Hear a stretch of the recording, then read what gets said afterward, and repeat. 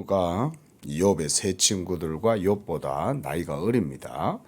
그럼에도 불구하고 이 사람은 욥과 매우 가까운 친분이 있었던 걸 보아서 아주 유력한 사람이면서 당시에 상당한 지도자에 속하는 그런 인물이 아니었을까, 이런 추측을 해봅니다. 왜냐하면 그의 지식이 상당하기 때문입니다.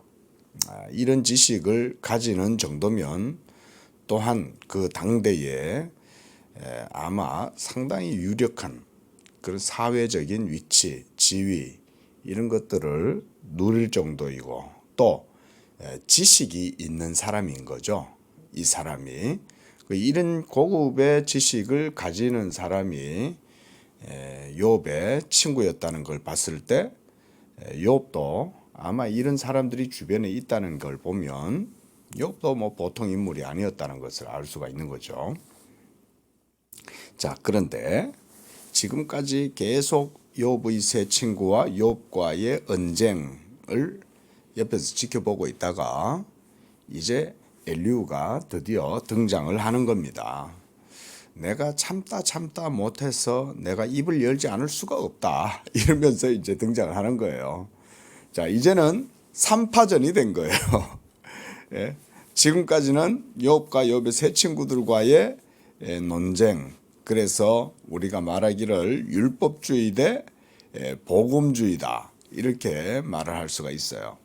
왜 욥을 복음주의다라고 하냐면 욥은 아직까지는 우리가 소위 말하는 개혁신학이라고 할 때 그 개혁신학의 정수에까지는 나오지 못한 거예요. 신학의 정수, 거기까지는 욥이 나아가지 못했기 때문에 저는 그냥 복음주의다라고 이렇게 그냥 지칭을 하는 겁니다. 그래서 율법주의 대 복음주의자들의 이 논쟁.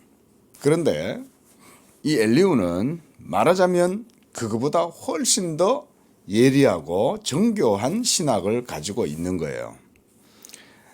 그 신학적 특징을 제가 굳이 표현을 해보자면 하나님 중심의 신학이다. 저는 이렇게 한번 표현을 해보겠습니다. 하나님 중심의 신학이다. 그럼 뭐 욥은 하나님 중심의 신학이 아니냐? 욥에게도 하나님 중심적인 생각이 있죠. 그런데 문제는 뭐냐면 그 고백이 욥은 아직까지 엘리후만큼 나아가지를 못한다, 이 말인 거죠. 욥의 고백은 뭐였습니까? 자기의 고난을 통해서 여러 가지 아픔과 괴로움, 이런 것들을 느끼지만 그것 때문에 자기는 비참하고 정말 뭐라고 말을 할 수 없는 그런 고통, 어둠 속에 욥이 있었잖아요. 그런 어둠 속에 있을 때에 세 친구들이 계속해서 욥을 비난하고 정죄하고 욥의 속을 막 불불 끓게 하고, 그러니까 욥이 이게 막 엄청나게 이제 화가 났겠죠. 그러니까 이제 그런 것들에 대해서도 변론을 하면서 욥이 했던 얘기가 뭐냐면 자기 자신의 의로움에 대해서 계속해서 이제 강변을 한 거죠. 욥이 너들이 나를 부정하다 하고 불의하다 하고 내 모든 일들이 다 하나님의 진노와 저주, 하나님의 공의의 심판을 받는다, 그런 식으로 말하지만 아니야, 나는 의로워 라고 말한 거예요. 그러나 사실 우리가 봐도 욥은 뭐 우리의 기준으로 보면 의롭죠. 왜냐하면 성경에서도 욥은 동방에서 가장 의인이었다고 그러잖아요. 아주 뛰어난 사람인 거죠. 자, 그런데 문제가 뭐냐? 하나님이 욥에게 왜 이런 고난을 주셨느냐 하는 것에 지금 포커스를 우리가 두어야 되는 거죠. 왜 하나님이 가만히 잘 살고 있는 욥을 이렇게 흔들어 가지고 하나님이 괴롭게 하셨냐? 그 이유는 하나님이 욥에게서 하나님의 것을 찾아내려고 하시는 거다, 이렇게 말씀을 드린 거예요. 하나님은 하나님의 자기 백성 욥을 통해 가지고 하나님의 것을 찾아내시려고 욥에게 고난이라고 하는 쓴 이런 물을 마시게 하시는 거예요. 이 고난을 통해 가지고 하나님은 하나님의 의로우심을 드러내시는 거죠. 이런 과정 속에서. 자, 그런데 욥의 세 친구들과의 언쟁을 하면서 이런 것들이 서서히 어떤 과정들을 거치는 거예요. 만약에 고난이 없었다면 하나님의 의로우심이 드러나지 않을 뿐더러 또한 욥과 세 친구와의 이런 계속된 언쟁이 일어나지 않았다면 또 그 과정이 있지도 않았겠죠. 그러니까 이 세 친구들이 찾아온 거죠. 하나님의 섭리 속에. 그런데 그걸 가만히 지켜보고 있던 이 엘리후가 드디어 입을 열면서 욥을 책망하는 거죠. 왜냐하면 이거는 이제 어느 것이 더 진수에 가깝냐 이런 말인 거죠. 정수에 가깝냐. 지금 엘리후의 신학이 이제 여기서 등장을 하는 겁니다. 말하자면 말씀드렸듯이 엘리후의 신학은 철저히 하나님 중심의 신학을 보여준다는 거예요. 자, 하나님 중심이라는 것은 모든 만물의 주권과 통치 이런 것들이 역사가 다 하나님에 의해서 이루어진다는 것을 인정하고 고백하는 거죠. 그러나 사실 많은 사람들은 거기까지 나아가지 못하는 걸 우리가 알고 있습니다. 그렇죠? 그저 인생을 오늘 하루 살아가니까 내가 사는 거다 라고 생각하는 사람들이 대부분의 인생들이 그렇게 생각하고 살아가는 거죠. 하나님이 계시긴 하지만 하나님하고 내 삶하고 뭐 그렇게 밀접하게 어떤 관련이 있다 이런 생각을 별로 안 하잖아요. 그렇죠? 우리는 물 속에서 살아가는 물고기라고 하면 물고기들이 물 속에서 살면서 그 속에서 플랑크톤도 먹고 미생물을 먹고 이러면서 살아가지만 물이 자기 자신을 붙들고 있다는 생각을 잘 안 하잖아요. 그렇죠? 예? 우리 인생들도 똑같잖아요. 모든 자연 만물이 사실은 나의 삶을 가능하게 하는 거지. 예? 이게 뭐 말하자면 우리가 고대의 세계관, 천동설적인 그런 세계관으로 살다가 지동설로 바뀌었지 않습니까? 세계관이. 그래 이게 근대적인 인간관이 형성된 거죠. 계몽주의 이후에 그죠. 근대 이후에. 그 계몽주의적인 이런 인간관이 생기고 나서 인간을 그때부터는 세상을 근거로 해서 보는 게 아니라 자기중심적으로 보게 되는 거지 않습니까? 그렇게 보면 사실은 그것도 그렇게 쓸만한 건 못 되는 거예요. 근대적인 합리적인 인간관, 뭐 인권, 뭐 이런 개념이 이제 종교개혁 이후에 르네상스 이후에 생겨났단 말이죠. 예? 그러나 그것도 이 신학적인 개념과 사상으로 놓고 보면 그렇게 쓸만한 건 아니에요. 예? 그런다고 해서 우리가 태양의 빛에서 도망칠 수 있는 건 아니잖아요. 자유로울 수 있지는 않잖아요. 예? 지구의 중력에서 우리가 자유로울 수 없잖아요. 물을 안 먹고 살 수 없고 공기를 들이마시지 않고 살 수 없는데도 불구하고 인생들은 그런 것 하나도 없이 그냥 인권만 강조하잖아요. 이게 인본주의잖아요. 이런 게. 자, 한번 엘리후의 내용도 한번 봅시다. 자, 엘리후의 신학. 자, 먼저 1절에 욥에게 말합니다. 내 말을 들으시오. 내가 당신에게 말하겠습니다. 라고 하면서 2절에 내가 입을 여니 내 혀가 입에서 말한다. 참을 수가 없다 이런 말 같아요. 진리는 엘리후를 충동질하고 그리고 엘리후는 그 진리를 따라서 욥에게 말하지 않을 수가 없는 거죠. 그래서 그가 3절에도 내 입술이 아는 바가 진실을 말한다.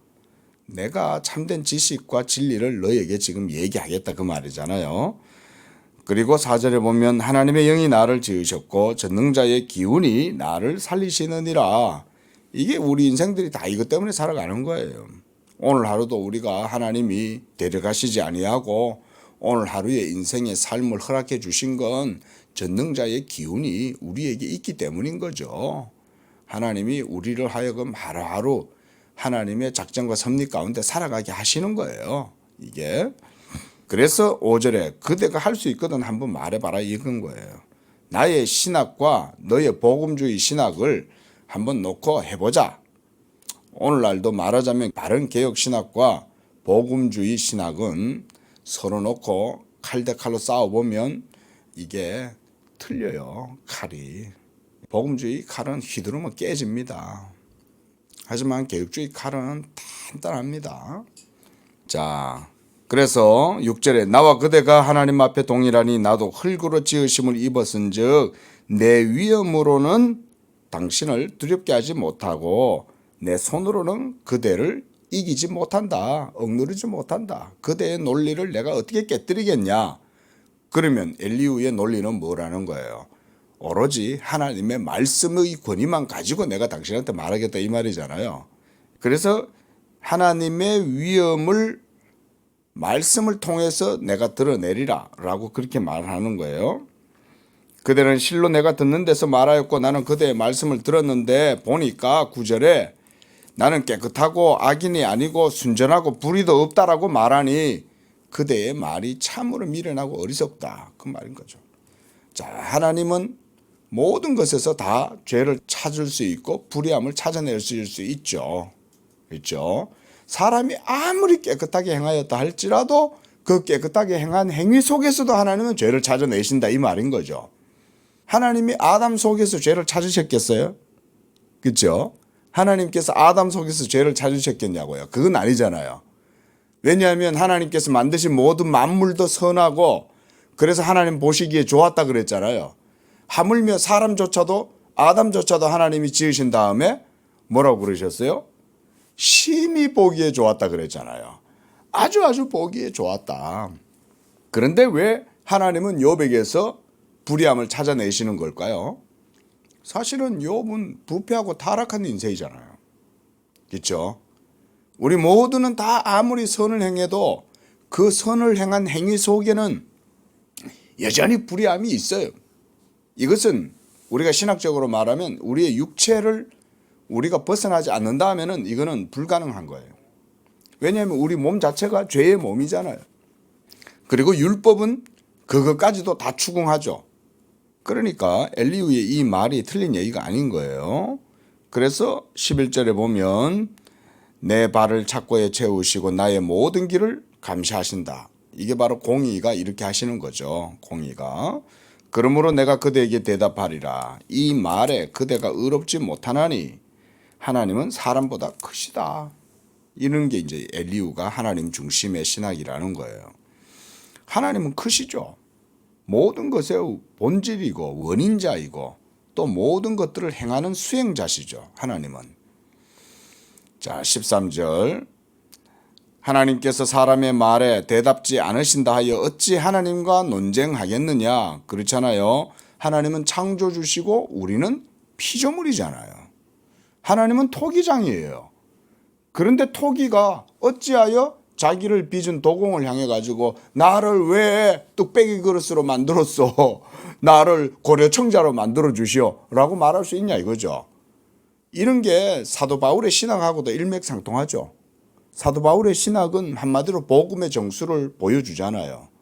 그 엘리후가 말하자면 지금 그래도 그 시대에 아주 이 사상이 달통한 사람인 거예요. 이 사람은 엘리후란 사람은 어림에도 불구하고 나이 많은 연장자들보다 훨씬 지혜로운 거죠.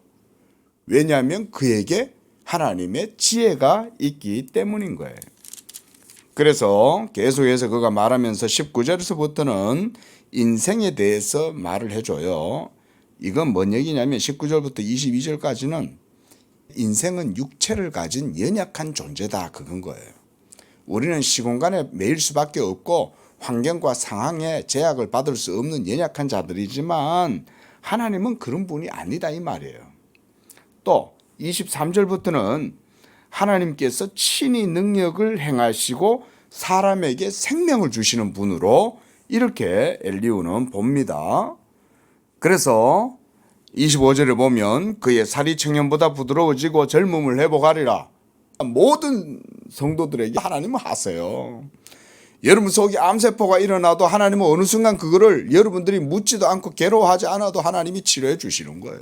여러분 속에 위장장애가 있어도 하나님이 그걸 깨끗하게 회복도 시켜주시고 살아갈 수 있는 기운을 주시는 거예요.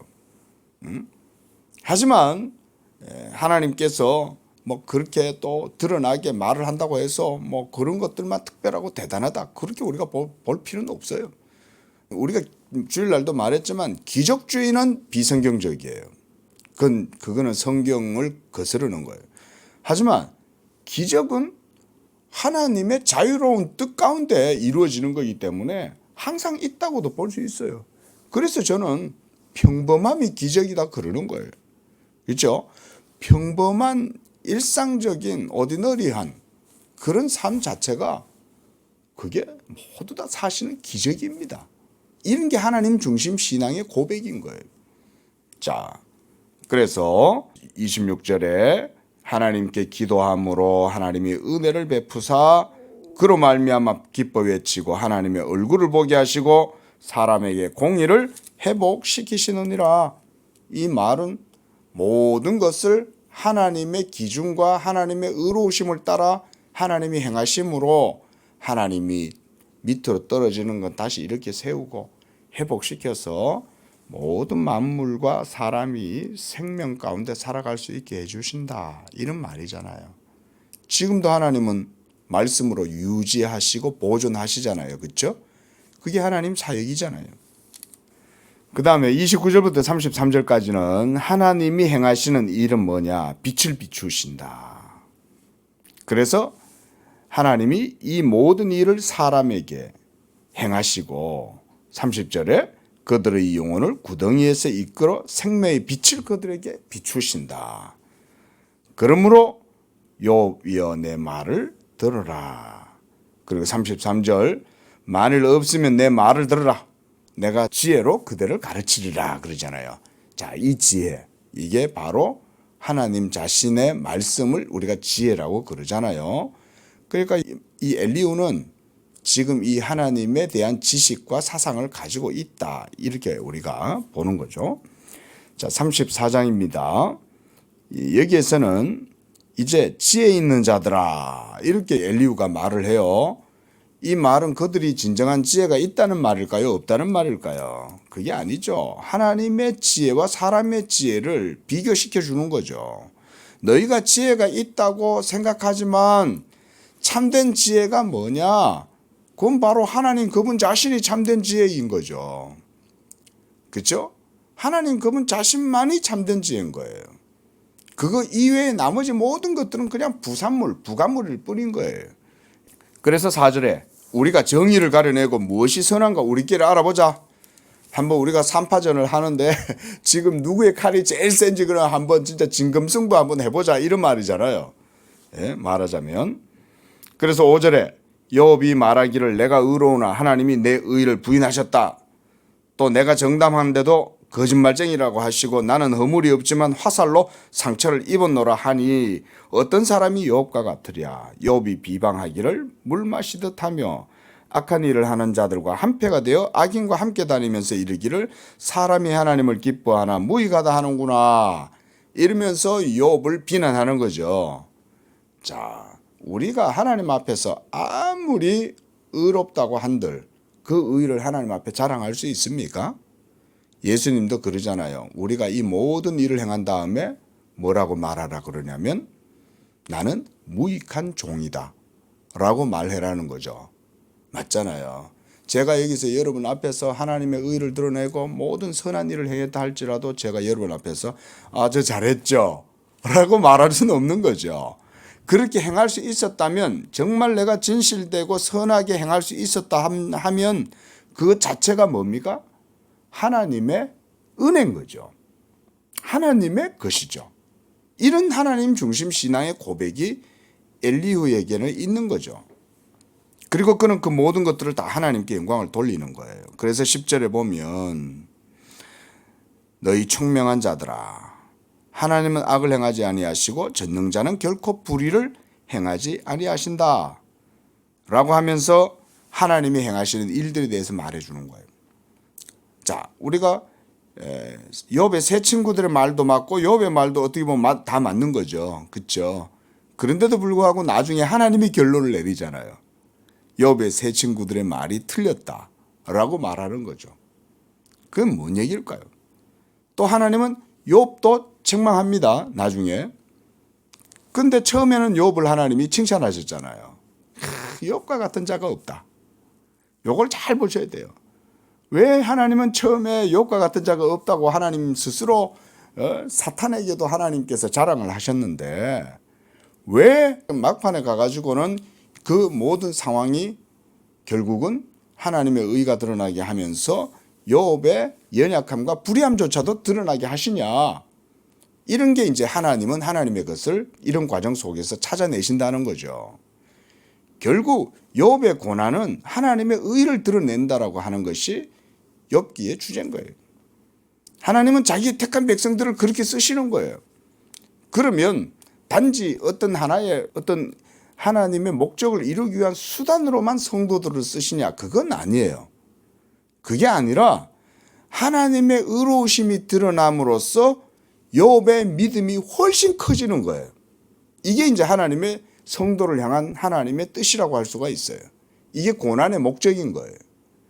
고난 가운데에 하나님이 성도를 던져 넣으시지만 그걸로 그를 죽이거나 멸하시는 게 아니라 도리어 그를 정금같이 해서 하나님의 의에 합당한 심령으로 하나님이 그를 다시금 만들어내시는 거죠.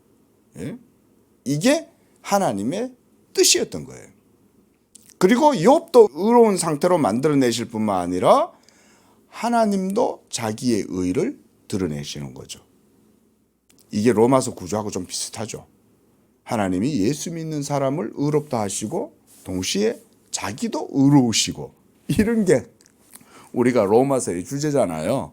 그래서 사도 바울도 복음에는 하나님의 뭐가 나타나요? 의가 나타난다. 그 로마서가 복음의 정수를 우리에게 드러내 보여주는데 욥기의 구조와 흐름 자체가 그런 구조를 가지고 있는 거예요. 그리고 엘리후가 지금 그런 것들을 우리에게 보여주는 거죠. 자, 그래서 35절에 욥이 무식하게 말하니 그의 말이 지혜롭지 못하도다 하리라. 나는 끝까지 욥이 시험 받기를 원하노니 이는 그 대답이 악인과 같음이라 그런 거죠. 끝까지 시험 받기를 원한다는 거예요. 너의 이 지금 현재 당하고 있는 모든 고난의 시험을 통해서 당신이 반드시 그 모든 연약함을 이겨내고 벗어나기를 원한다는 거잖아요. 그 다음 35장도 잠깐만 보겠습니다. 2절에 그대는 이것을 합당하게 여기느냐 그대는 그대의 의가 하나님께로부터 왔다는 말이냐. 이게 하나님께로부터 온 게 아니죠. 욥이 자신이 의롭다라고 얘기했을 때 그 의를 얘기하는 거예요. 예? 그 의는 하나님께로부터 온 게 아니잖아요. 예? 모두가 다 자기 자신이 행하는 의를 지금 자기는 의롭다고 얘기하지만 그게 아니죠. 우리가 하나님께로부터 받는 의는 칭이잖아요.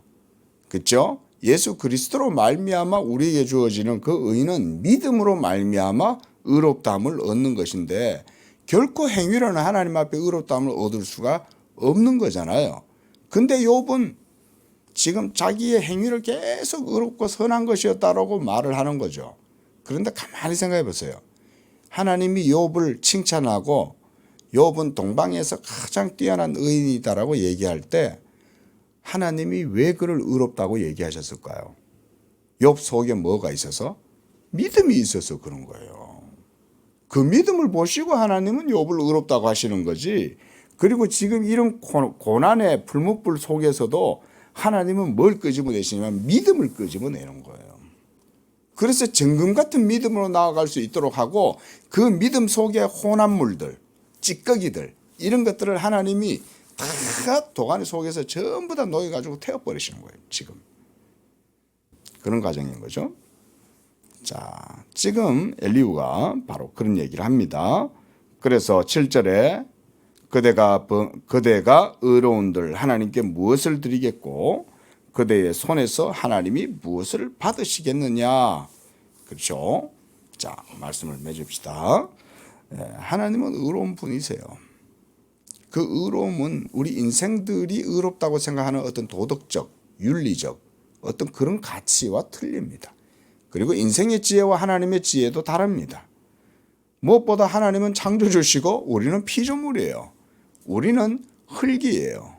우리는 모든 순간순간 매여 있고 모든 상황과 환경 속에 제약을 받아요. 하지만 하나님은 자유로운 분이시면서도 의로우시고 또한 그분은 친히 자기의 선하심으로 만물에 생명도 주시고, 그래서 모든 세계가 하나님의 영광을 나타내도록 하나님 그분 자신이 또한 모든 일들을 행하시는 거예요. 그래서 어떻게 보면 하나님은 하나님 그분 자신으로만 만족하고 모든 일들을 하나님 안에 있는 존재의 원리로만 모든 일들을 행하시는 분이에요.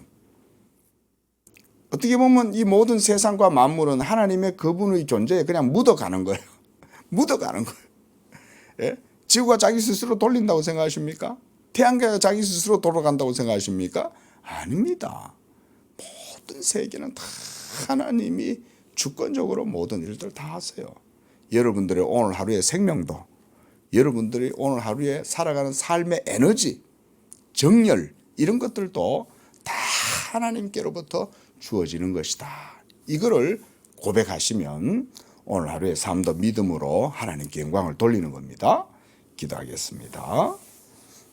자비로우신 주 하나님, 천지 만물의 창조주시며 우리 인생들보다 크신 그 하나님, 오늘 하루도 믿음으로 이렇게 고백하고 살아가는 주의 성도들, 우리 모든 양재교회 성도들 위해 하나님의 은총과 생명과 빛을 허락하여 주시고 그 안에서 오늘 하루도 복된 삶을 살아가는 우리의 삶이 되게 해주시고, 무엇보다 우리 성도들 이 복음의 의를 힘입고 하나님의 진리를 따라서 성령의 인도하심을 따라 하나님께 영광 돌리는 그런 삶이 되도록 축복해 주옵소서.